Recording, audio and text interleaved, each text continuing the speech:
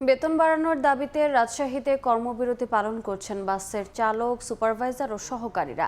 এতে রাজশাহী থেকে ঢাকা, চট্টগ্রাম, সিলেট রুটে বাস চলাচল বন্ধ রয়েছে।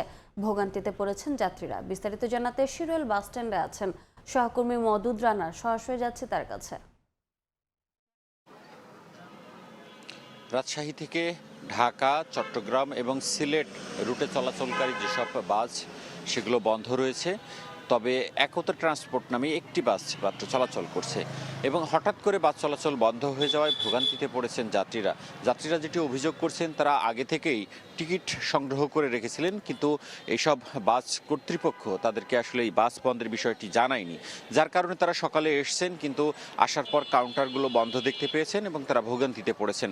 এখন তারা বিকল্প উপায়ে ঢাকা যাওয়ার চেষ্টা করছেন, কিন্তু তারা বলছেন যে একটি মাত্র বাস চলার কারণে সেটিও সম্ভব হচ্ছে না। তারা অন্যান্য পরিবহনে যাওয়ার চেষ্টা করছেন। এখানে যারা আন্দোলনকারী রয়েছেন তারা যেটি বলছেন যে বাস চালক, সুপারভাইজার এবং সহকারী দীর্ঘদিন ধরে তাদের বেতন বৃদ্ধি করা হয় না এবং আমরা যতটুকু জানতে পেরেছি, একজন বাস চালক তিনি 1100 থেকে 1200 টাকা পান, একজন সুপারভাইজার 500 টাকা পান এবং একজন সহকারী একটি ট্রিপের জন্য 400 টাকা পান। তারা এই টাকা বৃদ্ধির দাবি করছে। তারা বলছেন যে একজন বাস চালক ন্যূনতম 2000 টাকা তারা দাবি করেছেন এবং অন্যান্য ক্ষেত্রে সুপারভাইজারের ক্ষেত্রে 700 এবং যারা সহকারী রয়েছে তাদের ক্ষেত্রে 600 টাকা দাবি করেছেন।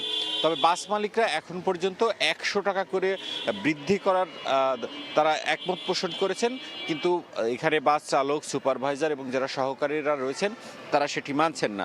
জেলা মোটর শ্রমিক ইউনিয়নের নেতারা যেটি বলছেন যে তারা দফায় দফায় বাস মালিকদের সাথে বসেছিলেন, কিন্তু তারা 100 টাকার বেশি বৃদ্ধি করতে রাজি নয়।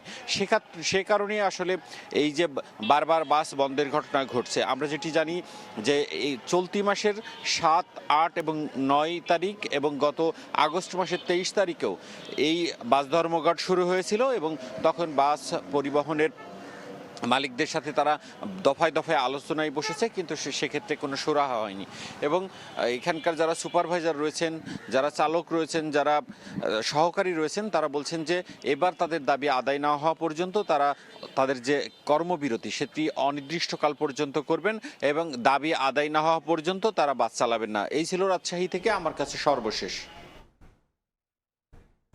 সরাসরি যুক্ত ছিলাম রাজশাহীতে।